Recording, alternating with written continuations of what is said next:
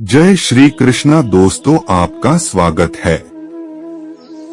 हमेशा याद रखना कि आपसे सवाल जितनी भी बदतमीजी से पूछा जाए, आप जवाब तमीज से देना, क्योंकि history will not record that question, they will record your answer. तो अपनी बात रखो और तमीज से रखो, ताकि जो सामने सुन रहा है उसे समझ ना भी आए तो कल किसी और के समझ में आ जाएगा। एक दिन एक लड़के ने गुरुजी से पूछा, गुरुजी आप हमेशा खुश रहते हो, चिंता मुक्त रहते हो, जब मैं आपसे इस आनंद और खुशी का कारण पूछता हूँ तो आप कहते हो कि यह पूरा संसार अनंत आनंद में प्रकट हो रहा है, आनंद और प्रेम के अलावा कुछ नहीं है।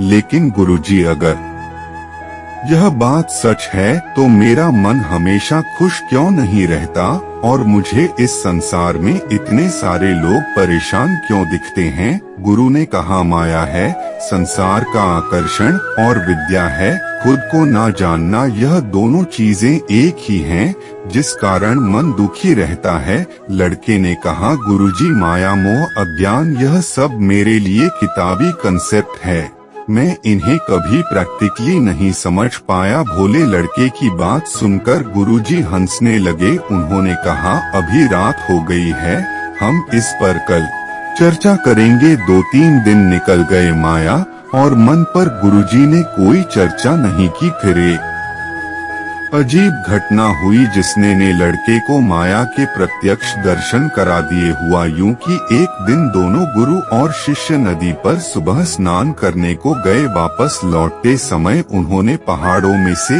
एक दूसरा रास्ता लिया जो थोड़ा कठिन था लेकिन छोटा भी था। तभी नए रास्ते में उन्हें एक बड़ा सूखा बरगद जैसा विचित्र पेड़ दिखाई दिया। जैसे ही गुरुजी इस पेड़ के पास से निकले, उन्हें ऐसा लगा कि यह पेड़ उन्हें अपनी तरफ खींच रहा है।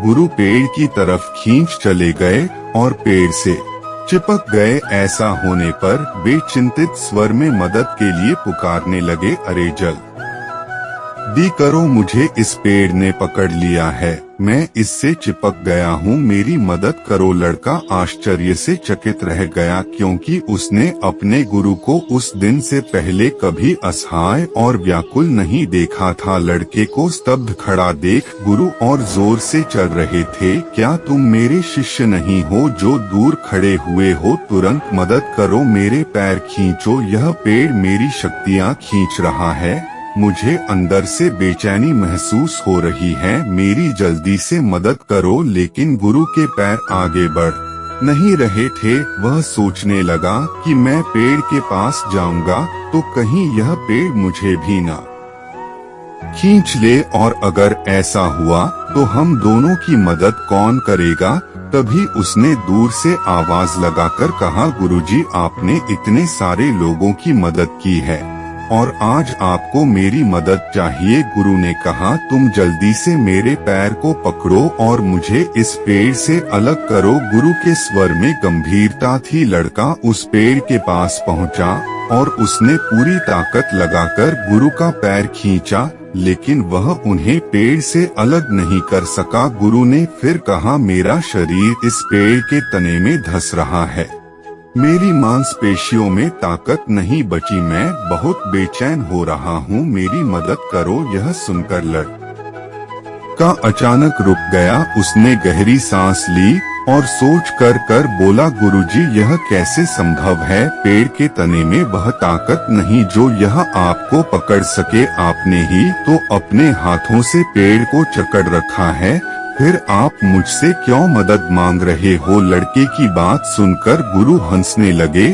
और उन्होंने तत्काल पेड़ छोड़ दिया और लड़के से बोले, यही माया है, हम मन को कभी छोड़ते ही नहीं। फिर कहते हैं कि मन हमें परेशान करता है, गलत बात पर विश्वास करना ही माया है। लड़के ने पूछा, गुरुजी जब हम जानते हैं कि मन हमें परेशान करता है तो फिर हम मन को क्यों नहीं छोड़ पाते? गुरु ने कहा, क्योंकि हम बाहरी सुखों के द्वारा खुद को संतुष्ट रखना चाहते हैं, इसलिए कई इच्छाओं को पकड़े रहते हैं। इच्छाओं को पकड़ना ही मन को पकड़ना है और मन को पकड़ना ही माया है।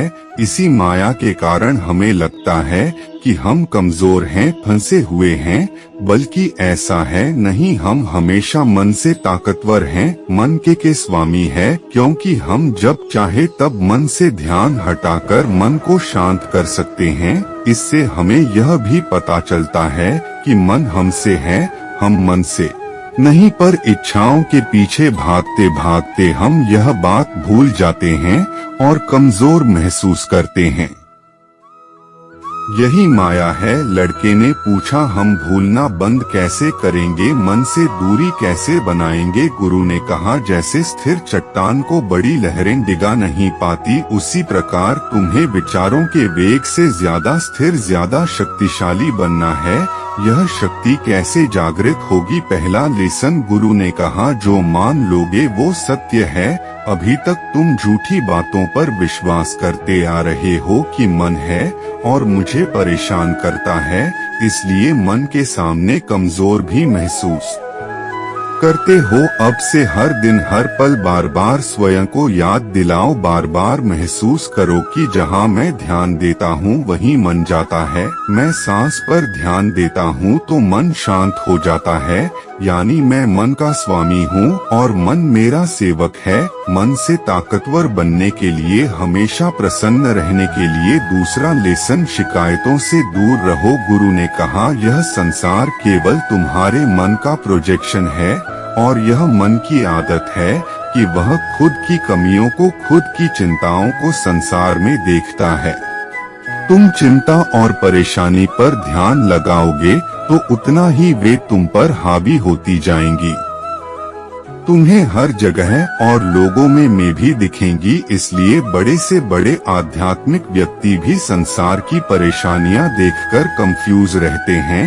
वो यह कभी स्वीकार नहीं पाते कि वह अपने मन की कमियां बाहर देख रहे हैं और इसी कारण वह अपने ध्यान में कभी तरक्की नहीं कर पाते। इसलिए जब शिकायत हो तो उसे धन्यवाद करो और खुद को याद दिलाओ कि यह मन है जो शिकायत करता है, यह मन है जो दुखी रहता है और मैं केवल मन को देखता हूँ। इस सच को महसूस करो। इस सच को महसूस करने से मन और तुम्हारे बीच में दूरी प्रकट होगी और तुम्हें शांति महसूस होगी। तीसरा लेसन है ज्ञान और अज्ञान। गुरु ने कहा, तुम जानते हो कि जब मन शांत होता है तो सब कुछ अच्छा लगता है, अंदर से आनंद और खुशी महसूस होती है। ज्ञान का मतलब यह जानना है कि पूरे ब्रह्मांड में आनंद का केवल एक ही सोर्स है और वो तुम खुद हो। बाहरी चीजों में कोई रस नहीं, तुम्हारा ही आनंद है जो बाहर रिफ्लेक्ट होता है। जिस पल तुम्हें यह स्वयं के अनुभव से साक्षात्कार होगा, उस पल मन भटकना छोड़ देगा और तुम्हें अपने आप ही वैराग्य प्राप्त होगा। इसके बाद तुम केवल बाहर ड्यूटी करोगे लेकिन अंदर हमेशा शांत अवस्था में रहोगे। गुरु ने कहा, इस शांति को पाने के लिए मन से नॉन अटैचमेंट का अभ्यास करो। हमेशा याद रखो कि मेरा असली स्वरूप आनंद और शांति है। मन मुझे नहीं बल्कि मुझ में प्रकट हो रहा है। मैं सब कुछ शांति में देख रहा हूँ। मैं कभी रिएक्ट नहीं करता, यानी जो मन से परेशान होता है, मन की शिकायत करता है, वह भी मन ही है। मैं हमेशा शांत हूँ, केवल सब कुछ देख रहा हूँ। इस तरह इस बात को याद करके हमेशा प्रेजेंट मोमेंट में बने रहो। यह प्रेजेंट मोमेंट असीम अनंत शांति है। यहाँ पर कोई रिएक्शन नहीं, केवल एक्शन होता है। इस तरह तुम मन में कभी उलझ नहीं पाओगे और सीधे लक्ष्य की तरफ बढ़ते जाओगे। सबसे पहले जो मान लोगे वही सत्य है। गलत आइडियाज जो हम पकड़े रहते हैं वही माया है। हम झूठी बातों पर विश्वास करते हैं कि मन मुझे परेशान करता है, इसीलिए हम मन के सामने कमजोर पड़ जाते हैं। इसलिए खुद को बार बार याद दिलाओ कि मैं जहाँ ध्यान देता हूँ वहीं मन जाता है। मैं मन का स्वामी हूँ और मन मेरा सेवक है। तो दूसरी बात, शिकायतों से दूर रहो। संसार हमारे मन का प्रोजेक्शन है। यह मन की आदत है कि वह अपनी कमियों और कंफ्यूजन को संसार में देखता है। तीसरी बात, मन के प्रति नॉन अटैचमेंट। खुद को यह बार बार याद दिलाओ और अपने अनुभव से महसूस करो कि मेरा असली स्वरूप आनंद और शांति है। मन मुझे नहीं, मुझ में प्रकट हो रहा है। मैं सब कुछ शांति में देख रहा हूँ। मैं कभी रिएक्ट नहीं करता, यानी जो मन से परेशान होता है, मन की शिकायत करता है, वह भी मन ही है।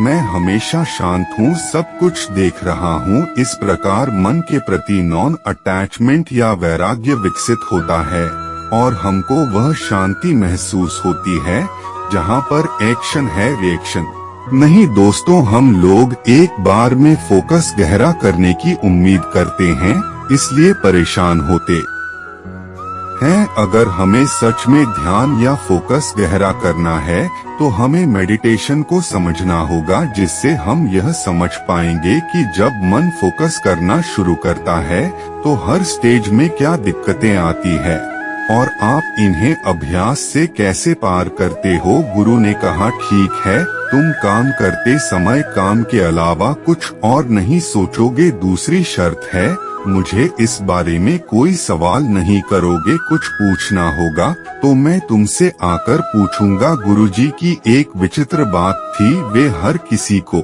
अलग अलग तरह से शिक्षा देते। किसी को अकेले में ध्यान करने के लिए कहते तो किसी को मौन रहने के लिए, किसी को एक ही किताब बार बार पढ़ने के लिए कहते तो किसी को एक ही काम बार बार करने के लिए कहते। एक दिन एक चरवाहा गुरु के पास आया और बोला, गुरुजी, मैं ध्यान सीखना चाहता हूँ और जीवन का सत्य जानना चाहता हूँ। गुरु ने मुस्कुराते हुए कहा, बेटा, ध्यान और इसका तरीका समझना बड़ा सूक्ष्म विषय है। तेज और स्थिर मन वाले ही ऐसा कर सकते हैं। उस लड़के ने कहा, गुरुजी, आप ठीक कहते हैं, मैं अनपढ़ हूँ, दुनिया नहीं जानता, सही गलत भी ज्यादा नहीं समझता, पर मैं मन से असंतुष्ट हूँ। यह मेरा मन कहना नहीं मानता, इसलिए मेरे अंदर ध्यान सीखने की और मन को जीतने की तीव्र इच्छा है। गुरु ने कहा, अगर तुम सच जानना चाहते हो तो तुम्हें सब कुछ दांव पर लगाना होगा। गुरु गंभीर हो गए और बोले, एक बात याद रखना, बच्चे जीवन लगा भी दिया तो भी इस बात का कोई भरोसा नहीं कि तुम्हें इस जीवन में ज्ञान हो ही जाएगा। नौजवान थोड़ा हिचकिचाया, फिर उसने कहा, गुरुजी, मैं वापस लौटने के लिए नहीं आया था, आप जो कहेंगे वही मेरे लिए पत्थर की लकीर है, मैं आपकी हर बात मानूंगा। गुरु ने कहा, ठीक है, एक काम करो, इस आश्रम में 1000 शिष्य हैं, यहाँ हर दिन भोजन की सामग्री में दूध लगता है। आज से मवेशियों को पालने से लेकर दूध निकालने तक सारी जिम्मेदारी तुम्हारी है, लेकिन मेरी 2 शर्तें हैं। पहली शर्त, कुछ और नहीं सोचोगे काम करते समय, जो तुम काम कर रहे हो उस काम के अलावा तुम कुछ और नहीं सोचोगे। दूसरी शर्त, दोबारा मेरे पास मत आना और किसी सवाल का जवाब मत पूछना। आखिर में गुरु ने कहा, जब समय आएगा तब मैं ही तुम्हारे पास आऊंगा। लड़के को आश्चर्य हुआ, पर भोलेपन में उसने दोनों शर्तें स्वीकार कर ली और काम करने लगा। जब भी काम करते समय उसके मन में कोई विचार आता तो वह सतर्क हो जाता। कभी कभी विचार नहीं रुकते तो वह रुककर बैठ जाता और अकेला बैठा रहता, ना किसी से कुछ बोलता ना कुछ और करता। सबको बहुत अजीब लगता, लेकिन लड़का गुरु की शर्तों को निभाता रहा। समय अपनी रफ्तार से चलता रहा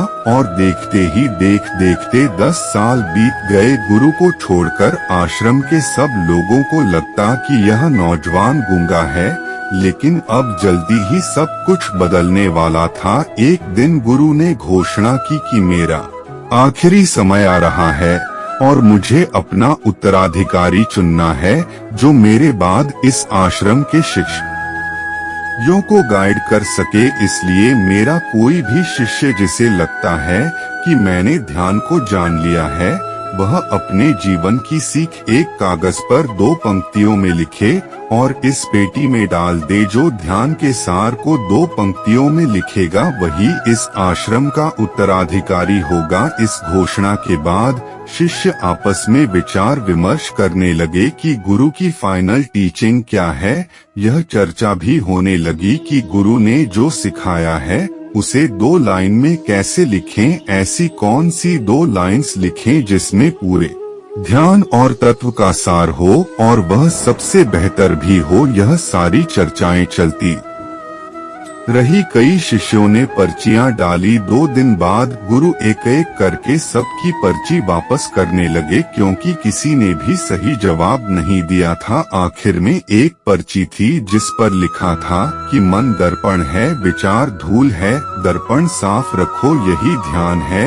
यह पढ़कर गुरु ने सबसे मेधावी शिष्य को बुलाया और उससे कहा, मैं जानता हूँ कि यह तुमने लिखा है, लेकिन यह भी सच नहीं है। गुरु की बातें सुनकर सब हैरान रह गए और सबने पूछा, गुरुजी फिर सच क्या है? गुरु ने कहा, चलो मेरे साथ एक शिष्य है जो जवाब दे सकता है। आश्रम के 1000 शिष्य गुरु के पीछे चल पड़े।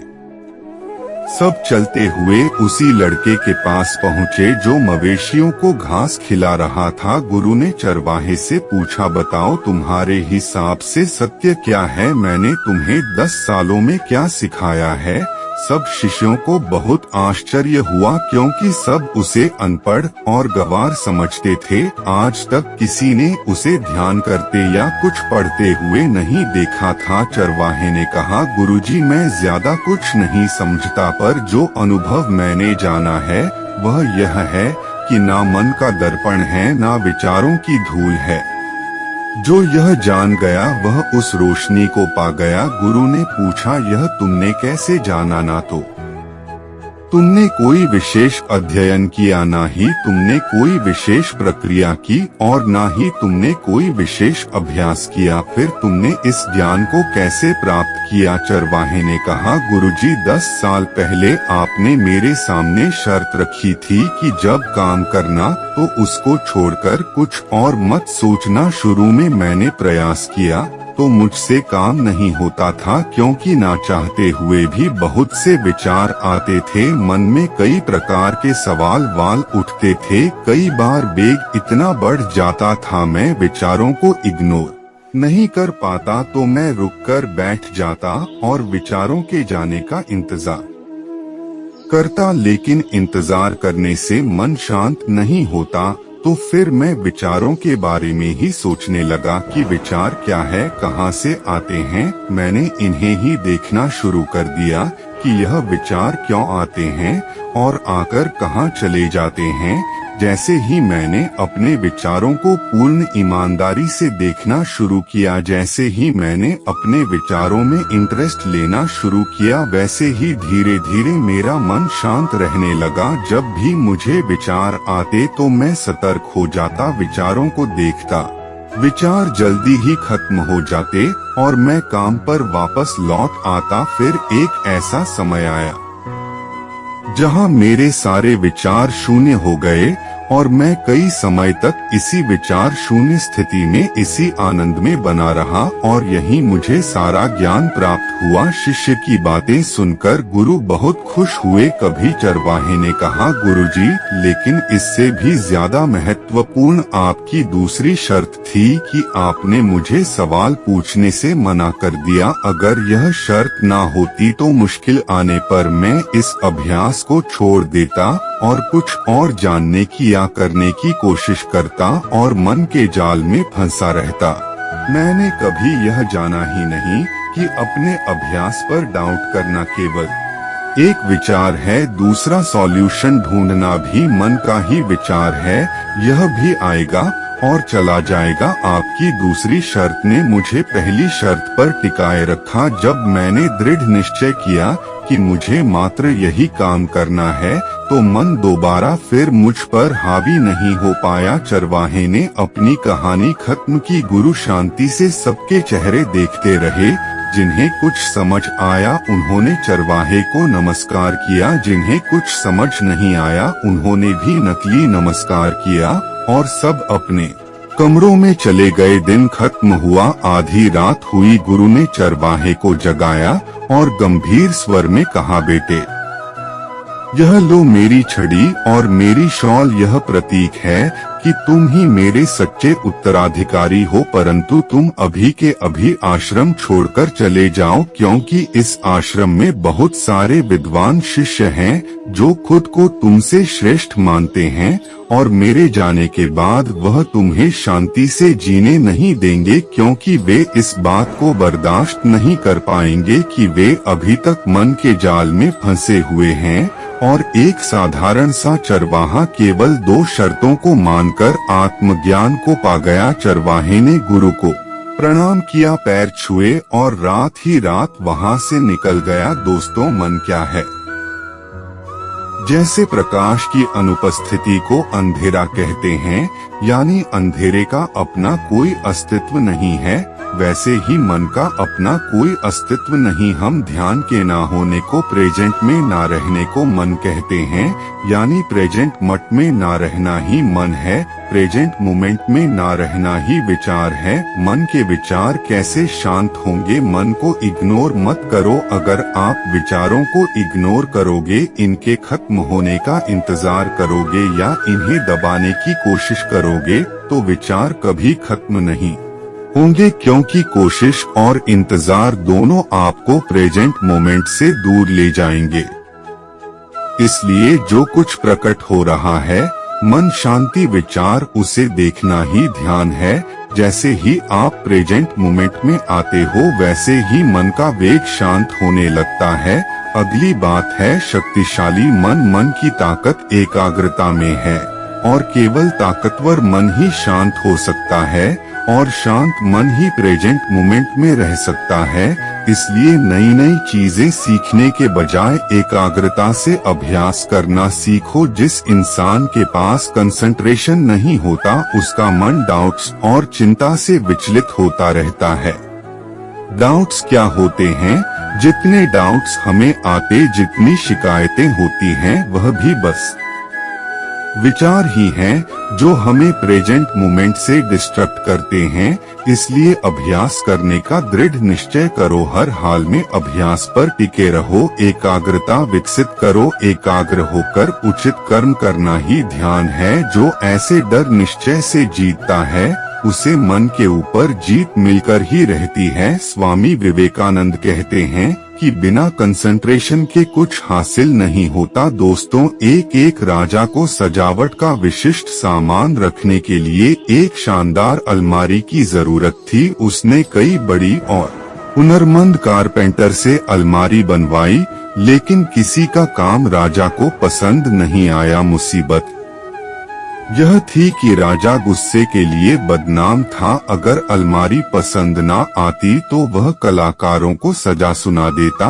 एक बार राजा ने आश्रम से एक कलाकार को बुलावा भेजा। वो अपनी अद्भुत कला के लिए दूर दूर तक प्रसिद्ध था। वो कीलों और अन्य चीजों का इस्तेमाल किए बिना लकड़ी के टुकड़ों को जोड़कर फर्नीचर या घर बनाता था। उस कलाकार को खबर मिली तो वे अगले दिन ही राजा के दरबार पहुंचा। राजा ने उससे कहा, मैं अपने राज दरबार में रखने के लिए एक विशेष अलमारी बनवाना चाहता हूं, ताकि अलमारी में कीमती सामान रख सकूं, जहां महल में आने वाले राजसी मेहमान इन सामान को देख सकें।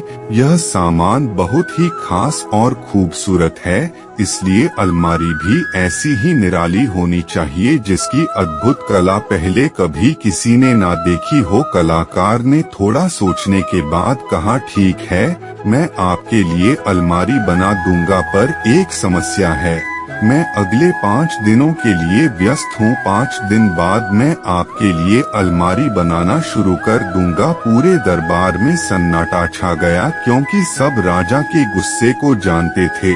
आज तक किसी ने राजा को इंतजार करने को नहीं कहा था। उस कलाकार का जवाब सुनकर राजा ने सोचा, इसको ऐसा क्या जरूरी काम है जो यह मेरा आदेश टाल रहा है। राजा ने सोचा, ठीक है, पहले इससे अलमारी बनवाऊं, बाद में इसे देखता हूँ। राजा ने उस कलाकार को जाने दिया, फिर तत्काल उसके पीछे एक गुप्तचर भी भेज दिया ताकि पता चल सके कि वह 5 दिन कौन सा जरूरी काम करने वाला है। पहले दिन राजा के गुप्तचर ने देखा कि कलाकार आश्रम में बिना कुछ किए शांति से ध्यान में बैठा रहा। दूसरे दिन से लेकर 5वें दिन तक उसका यही हाल था। वह पूरे दिन शांति से एक जगह आंख बंद किए बैठा रहता। गुप्तचर ने राजा को सारी बात बताई तो राजा का क्रोध और बढ़ गया, लेकिन वह यह सोचकर शांत रहा कि अभी सजा दूंगा तो सबकी सहानुभूति कलाकार के साथ रहेगी। 5 दिन बाद वह कलाकार राजा के पास आया और जरूरी सामान लेकर अलमारी बनाने में जुट गया और दिन रात एक करके 10 दिन का काम केवल 3 दिनों में पूरा कर दिया। जब उसने अलमारी राजा के सामने प्रस्तुत की तो राजा समेत सभी लोग अलमारी देखते रह गए। ऐसी अलमारी अभी तक किसी ने नहीं बनाई थी। बनावट और डिजाइन अद्भुत थी, नक्काशी जटिल और आकर्षक थी।